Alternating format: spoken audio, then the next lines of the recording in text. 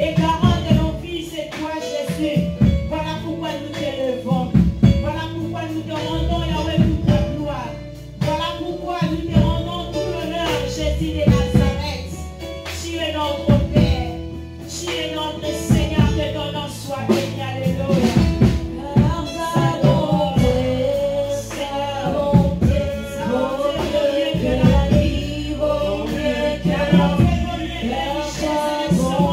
Jésus.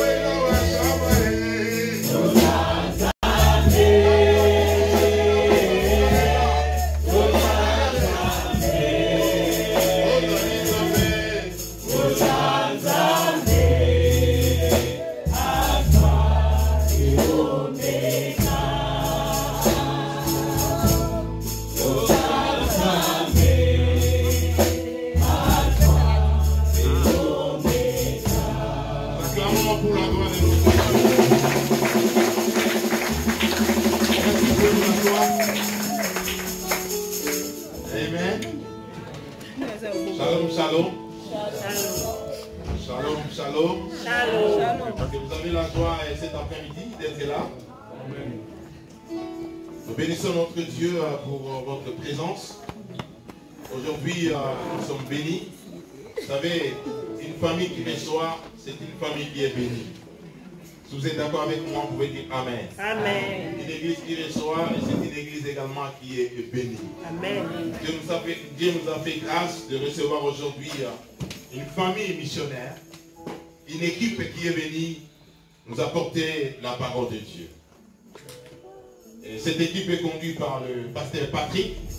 Et je demanderai à vous tenir debout s'il vous plaît. Et le peuple de Dieu vous soit.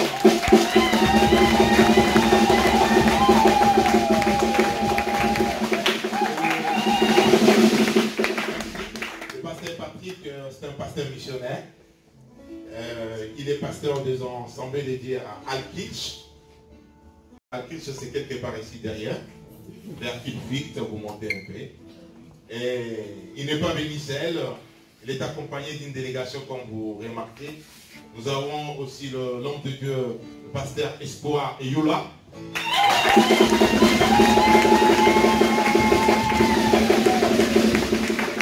Amen. Amen. Et le pasteur est accompagné aussi par son épouse, qui est allée s'asseoir dans l'assemblée. Alléluia.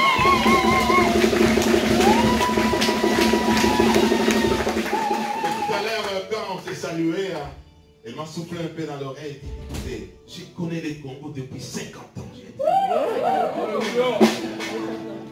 Ouais, en fait, c'est un couple missionnaire, une famille qui fait des assauts missionnaires évangéliques au Congo chez nous. Pas seulement au Congo, même dans nos provinces. Ouais, bénissons le Seigneur pour cela. Ils ont également leur fils qui est là. Ils travaillent aussi à l'église.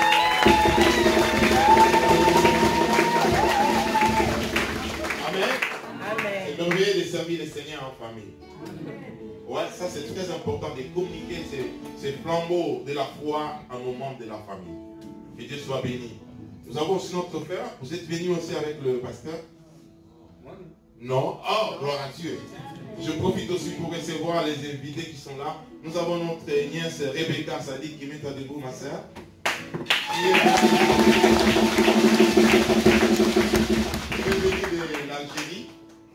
Elle a fait ses études à Tizouzou pendant 5 ans. Elle est venue continuer ses études ici à Besançon. Que Dieu te bénisse, Rebecca.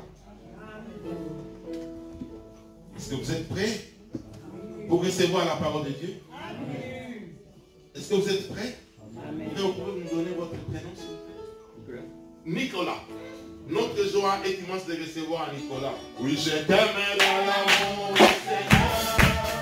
Je t'aime dans l'amour du Seigneur.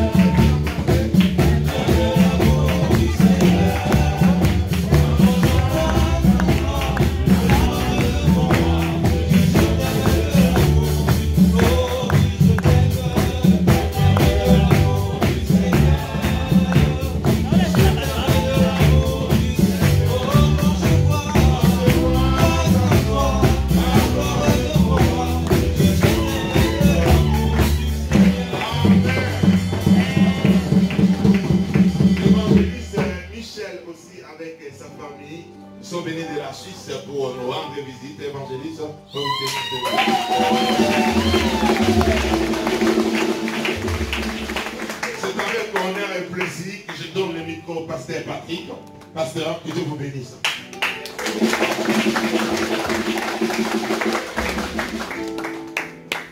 Merci au pasteur Thierry. Je me trouve comme à la maison. Amen. Amen. Amen. Formidable d'être et faire partie de la famille de Dieu. C'est vrai qu'il y a de nombreux prédicateurs et ça c'est une chose extraordinaire. Merci aussi pour les visiteurs et c'est vrai que avec mon frère Jean Youla, Ça fait depuis 5 fois que nous sommes allés au Congo. C'est lui le président, hein. Moi, je suis que le Minus. Et il y a une chose, c'est que, eh bien, c'est vrai, je me retrouve eh bien comme au Congo. Merci aussi à notre sœur Mijou ainsi qu'à son époux. C'est vrai qu'au mois de juin, je devais être là. Hein, j'étais programmé. Mais nous est arrivé à moi-même, eh bien, une déchirure des ligaments du tendon d'Achille. Là. Alors, bien sûr, c'était reporté.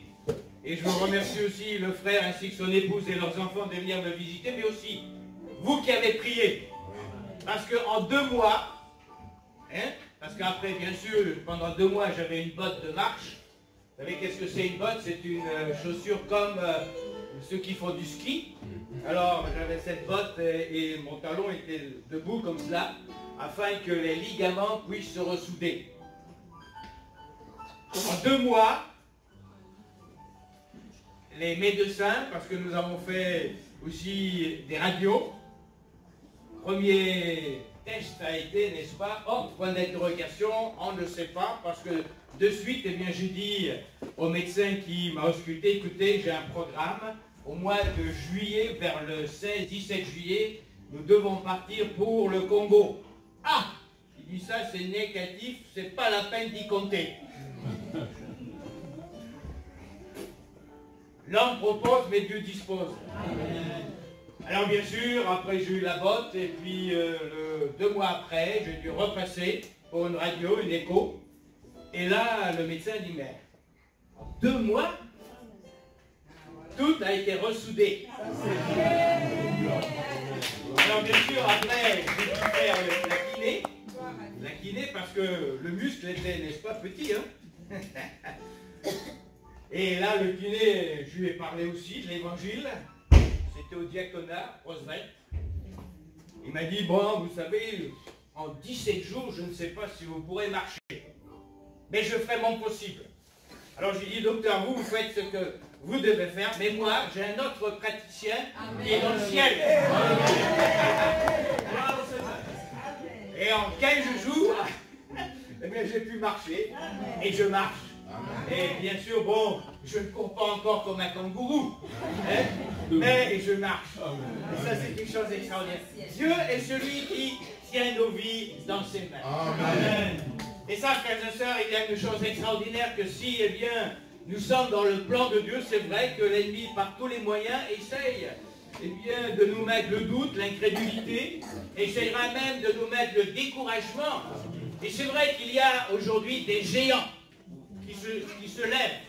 Ils n'auront pas attaqué ceux qui sont morts, mais ils iront attaquer l'église du Dieu vivant, ceux qui sont ressuscités. Alléluia. Et je crois que cet après-midi, pour chacun d'entre nous, Dieu a une parole de vie, d'espoir, de réjouissance, de victoire, afin que tu puisses eh bien marcher dans le plan que Dieu a tracé pour toi. Certes, quand nous regardons le monde en général, combien nous pouvons être déçus. La déception est dans le cœur des humains. Mais l'église de Jésus, Jésus a dit, je construirai mon église, je bâtirai mon église, et les portes de l'enfer ne prévaudront point contre elle. L'église, c'est quoi? C'est pas la salle, mais c'est chacun d'entre nous. Comme des pierres vivantes, édifiez-vous. Alors, cet après-midi, Seigneur, comme le groupe de chant a chanté, comme les sœurs ont dit, Seigneur, eh bien, permets que ta parole puisse, eh bien, entrer dans mon cœur, me ressourcer, me restructurer peut-être, me redonner l'espoir. Le Seigneur te connaît, je ne vous connais pas, mais le Seigneur vous connaît et il sait ce qu'il y a au plus profond de votre cœur. Mais ce qu'il désire, c'est qu'en ressortant de cette salle, de sa présence, vous puissiez voir l'avenir avec sérénité, avec confiance, avec joie et aussi avec allégresse. Pourquoi? Parce que le monde est à vous. Alléluia. Amen. Le monde est à vous. Jésus a dit, tout m'appartient. Tout est à toi. Alors ce matin, mon frère, ma soeur, ce dont tu as besoin, viens à Jésus. Viens. Il est celui qui est là. Et il a dit lui-même, là où 2 ou 3 sont réunis en mon nom, je suis au milieu de vous. Alors, je voudrais que ce n'est pas moi qui parle, mais que le Seigneur vous parle, m'instruise, me montre les choses, afin qu'ensemble, nous puissions nous faire du bien autour de sa parole. Car sa parole, elle est esprit et vie. Jésus a dit, ma parole est vraiment une nourriture. Seigneur, merci pour ce rassemblement. Merci parce que dès le début, Seigneur, tu es là. Et tu le dis toi-même, que là où 2 ou 3 sont réunis en ton nom, tu es au milieu du loup. Alors, Seigneur, je te bénis et nous te bénissons de savoir qu'encore aujourd'hui, tu es sur ton trône, alléluia. Qu'encore aujourd'hui, tu es celui qui agit, tu es celui qui parle, tu es celui qui restaure, tu es celui qui sauve, tu es celui qui délivre, tu es celui qui guérit, tu es celui qui marche. Parce que quelle que soit l'intensité du vent, de la tempête, Seigneur, rien t'empêche de venir à la rencontre de tes bien-aimés. Et en cet instant, tu es là. Et je te remercie pour ta parole. Seigneur, que ta parole soit marteau, qu'elle soit feu, qu'elle puisse, Seigneur, régénérer en nous ce dont nous avons besoin. Tu connais nos vies. Tu connais les vies de mes frères et de mes sœurs. Et je te bénis. Parce que tu as des projets glorieux, alléluia. Et en cet instant, eh bien, nous ne voulons pas regarder à la difficulté, mais regarder à celui qui est au milieu de nous, et à celui qui veut nous bénir au-delà de toute bénédiction. Que ton nom soit béni. Amen. Amen. Amen. Amen. Alors je vous invite à ouvrir votre Bible si vous en avez une, sinon eh bien, vous écouterez. Nous allons lire un passage extraordinaire dont j'aime bien. C'est dans le livre de Samuel. 1 Samuel au chapitre 17. 1 Samuel chapitre 17. Et nous allons voir eh bien, comment ce jeune homme, David, a remporté cette victoire éclatante sur le géant Goliath. Certes, Saül était loin de l'Éternel pour remporter de grandes victoires. Et je crois, frères et sœurs, que Dieu n'a pas changé. Il est le même hier, aujourd'hui et éternellement. Il ne change pas. Sa parole est la même. Et tant que le peuple de Dieu, tant que l'enfant de Dieu se reposera sur sa parole, il remportera les victoires. Ça ne veut pas dire que tout sera facile, mais le Seigneur sera là pour l'encourager, pour le conduire et pour lui dire « Je suis avec toi, ne crains pas, crois seulement ». Pourquoi? Parce qu'il est éternel. Le ciel et la terre sont dans ses mains. Il tient le monde dans ses mains. Et à combien plus forte raison, cet après-midi, il veut nous montrer bien que lui, rien n'est impossible. Alors certes, c'est vrai qu'il est venu un moment dans la vie de Saül, c'est qu'il a désobéi. Et la Bible dit, eh bien, que l'Esprit de Dieu s'est retiré de Saül, et c'est David qui a été cet homme loin, mis à part, pour être ce roi d'Israël. Mais pendant ce temps, il y a eu un combat.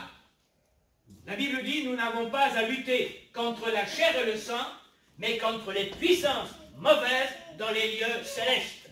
On n'a pas à lutter contre l'homme, mais contre les puissances diaboliques qui aujourd'hui essayent par tous les moyens d'arrêter l'œuvre de Dieu, d'arrêter le chrétien, d'arrêter l'enfant de Dieu par toutes les choses qu'il émane. Mais nous avons la victoire, alléluia. Pourquoi? Parce que celui qui vit en toi est plus grand que celui qui est dans le monde, alléluia. Celui qui vit en moi est plus grand que celui qui est dans le monde. Et celui qui vit en moi, c'est celui qui a donné sa vie à la croix du calvaire, mais qu'il est ressuscité, alléluia. Et l'apôtre Paul pourra dire, oui, la prédication de la croix est une folie pour ceux qui périssent, mais elle est une puissance pour ceux qui sont sauvés. Alors Seigneur, j'en ai besoin de cette vie, de cette puissance, afin que tous les jours de ma vie, jusqu'au moment où j'entrerai dans ta gloire, je puisse être cet homme, cette femme, cette église qui reflète ta gloire. Jésus lui-même dira, quand il viendra, trouvera-t-il la foi sur la terre? Et combien aujourd'hui désertent? Combien d'enfants de Dieu abandonnent? Combien d'enfants de Dieu n'ont plus le zèle de la maison de l'Éternel? Combien d'enfants de Dieu n'ont plus le feu sacré du Saint-Esprit? Combien? Frères et sœurs, prions pour nos frères et nos sœurs qui, eh bien, sont peut-être assis sur le bord du chemin, qui rétrogradent. Ils ont été la cible de l'ennemi.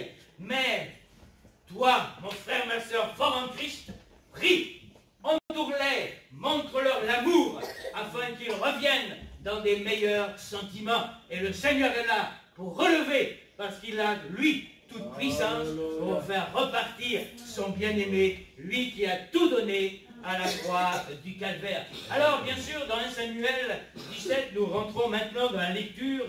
1 Samuel, chapitre 17, verset 1er. Les Philistins se réunirent leurs armées pour faire la guerre et ils se rassemblèrent à Soko. Soko veut dire haie d'épines, qui appartient à Juda. Ils campèrent entre Soko et Azekah, à Éphès d'Ami. Azekah veut dire terrain creusé à la houe.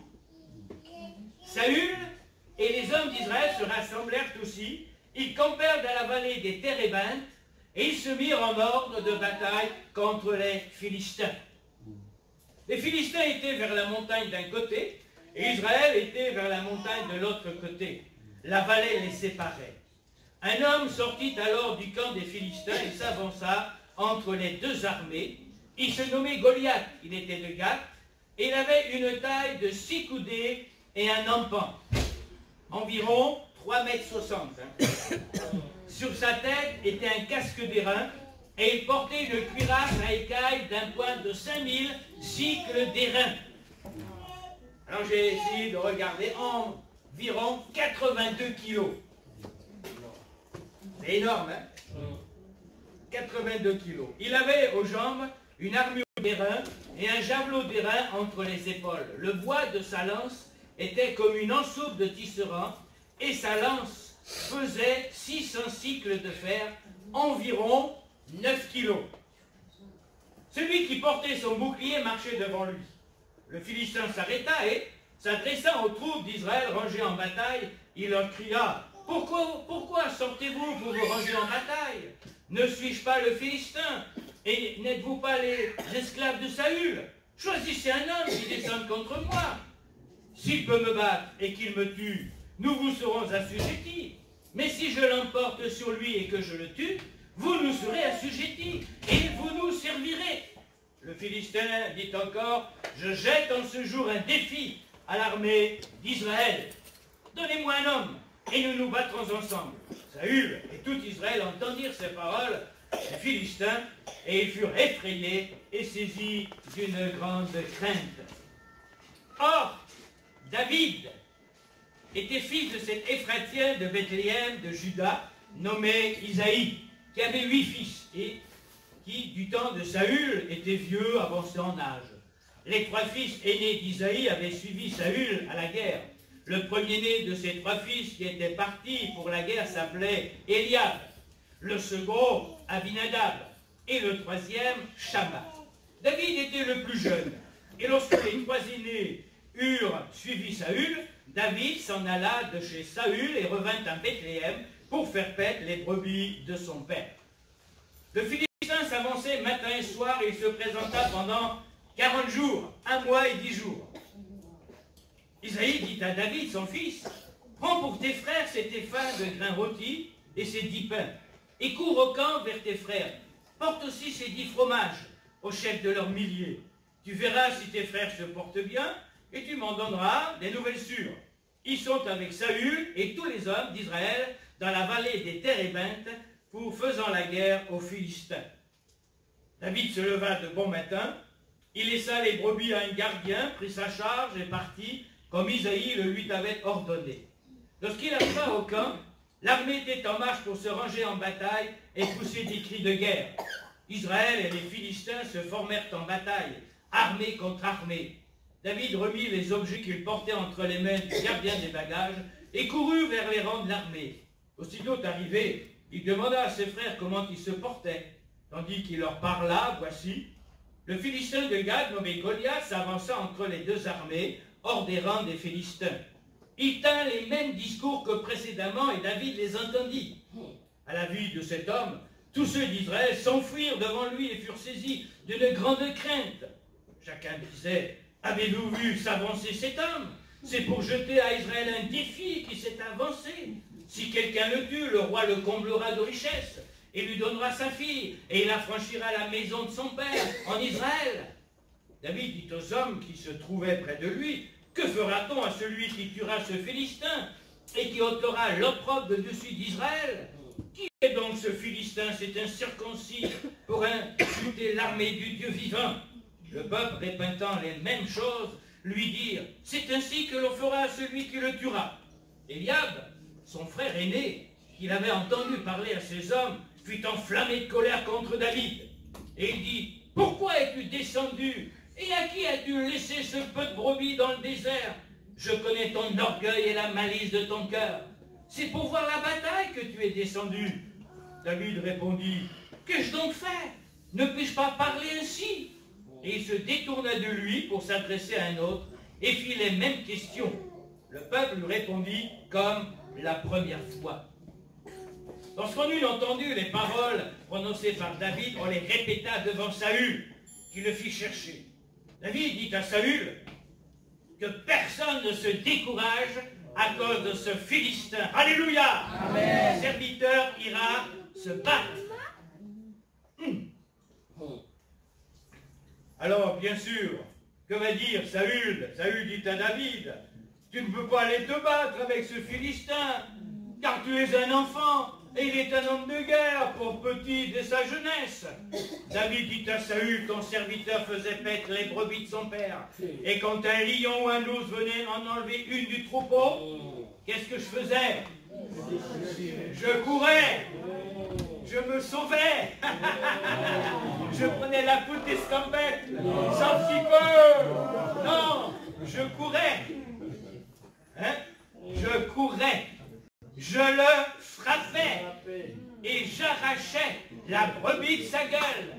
Si il se dressait contre moi, je le saisissais par la gorge et je le frappais et je le tuais. C'est ainsi que ton serviteur a terrassé le lion et l'ours. Il en sera du Philistin, de cet incirconcis comme de l'un d'eux, car il a insulté l'armée du Dieu vivant. David dit encore, l'Éternel qui m'a délivré de la griffe du lion et de la patte de l'ours, me délivrera aussi de la main de ce Philistin. Et Saül dit à David, va, et que l'Éternel soit avec toi. Saül fit mettre ses vêtements à David, il plaça sur sa tête un casque d'airain, et le revêtit d'une cuirasse. Imaginez, n'est-ce pas? Saül qui est plus grand que David, et David c'est un jeune homme. Hein? C'est comme les jeunes filles qui aiment prendre les chaussures de la maman, les hauts talons. Souvent, quand je fais des visites, je vois des enfants et qui s'amusent à la maman, alors ils prennent les talons. Alors c'est vrai que les talons de la maman sont plus grands, mais alors les pieds de la petite, ça flotte, hein, puis elles essayent de marcher. Et c'est vrai. Nous voyons quoi? C'est que, eh bien, David s'est laissé. Bon.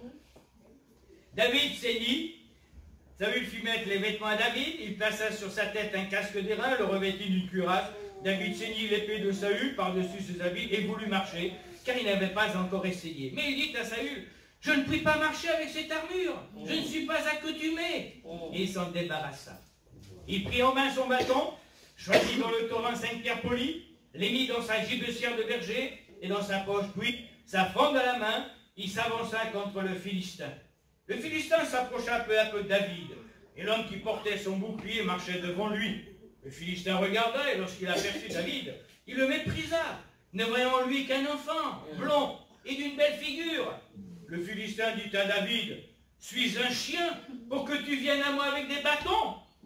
Et après l'avoir maudit par ses dieux, il ajouta, « Viens vers moi, et je donnerai ta chair aux oiseaux du ciel et aux bêtes des champs. » David dit au Philistin, tu marches contre moi avec l'épée, la lance et le javelot, et moi, je marche contre toi Au nom de l'Éternel des armées, alléluia, du Dieu de l'armée d'Israël que tu as insulté. Aujourd'hui, l'Éternel te livrera entre mes mains et je t'abattrai la tête et je te couperai la tête. Aujourd'hui, je donnerai les cadavres du camp des Philistins aux oiseaux du ciel et aux animaux de la terre, et toute la terre saura qu'Israël a un Dieu, et toute cette multitude saura que c'est ni par l'épée, ni par la lance que l'Éternel sauve, car la victoire appartient à l'Éternel, et il nous livre entre nos mains. Amen.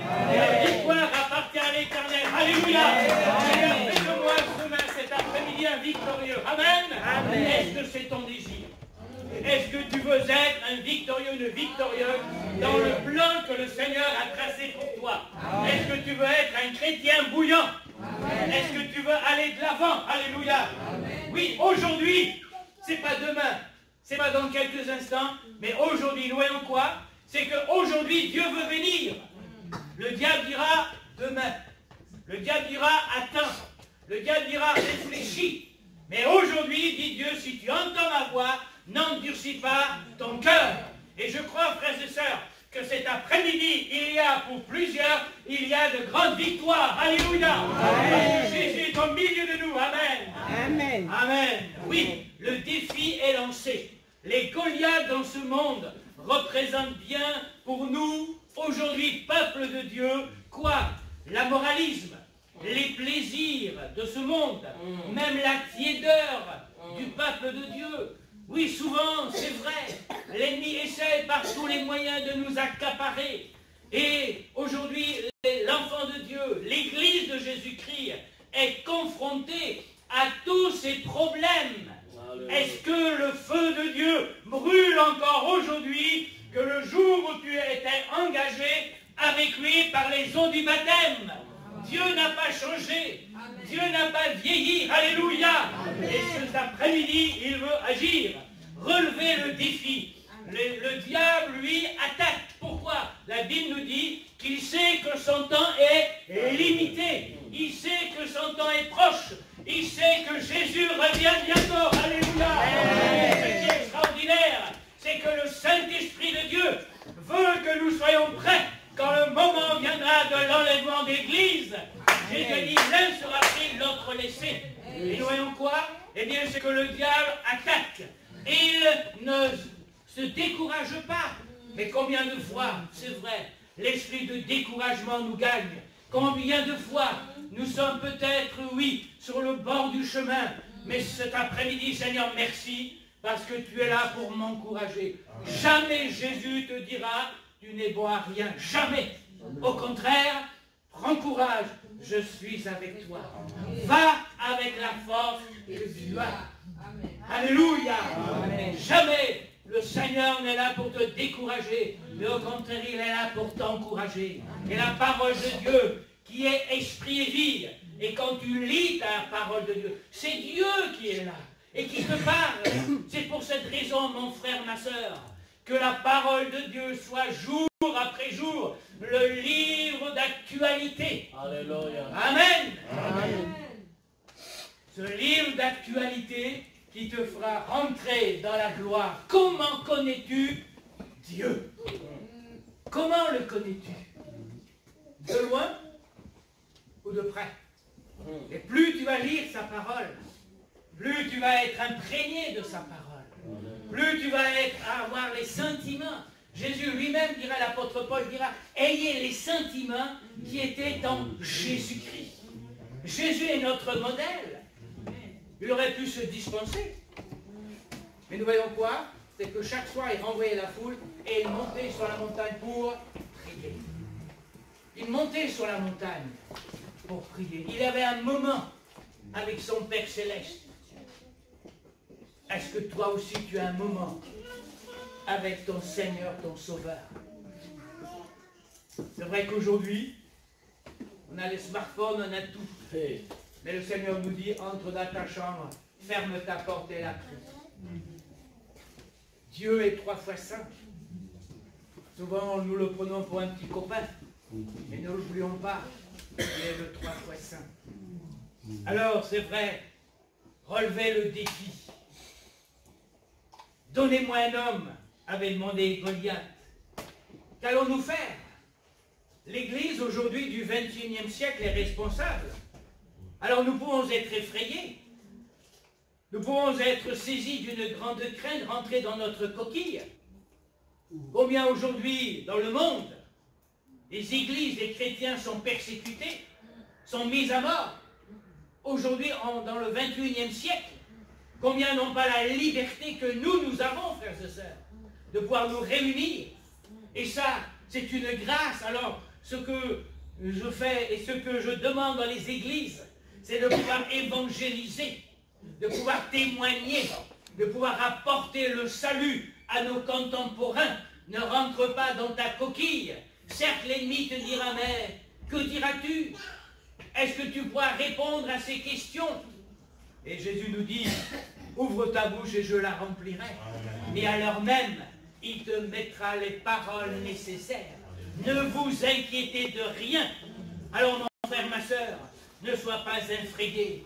Nous pouvons aussi subir les injures de ce monde, que le prince, n'est-ce pas, met sur les chrétiens, sur les enfants de Dieu. Nous pouvons peut-être même nous contenter de pousser, de gesticuler. Mais cela, eh bien, ne fait rien devant celui qui veut la destruction. Et nous voyons quoi? C'est que même dans la parole de Dieu, quand ce Philistin est descendu et leur a exposé, donnez-moi un homme, ils ont pris la fuite. Ton drapeau, est-il dans ta poche ou est-il au vent de toutes les contradictions qui aujourd'hui soufflent? Le chandelier ne doit pas être en dessous, mais être sur la table. Jésus a dit, vous êtes, je suis la lumière du monde. C'est vrai que c'est une responsabilité. Je suis. Le monde nous regarde, les gens nous regardent. Dans toutes les sphères de la société. Mes frères et sœurs, jamais le Seigneur, eh bien, ne m'a déçu. Si tu es ferme sur sa parole, si tu apportes la parole de la vérité à tes concitoyens, tôt ou tard, eh bien, le Seigneur lui-même fera justice. Combien de fois, eh bien, mes collègues se ridiculisaient, me ridiculisaient. Et quand je disais une chose, c'était telle la chose.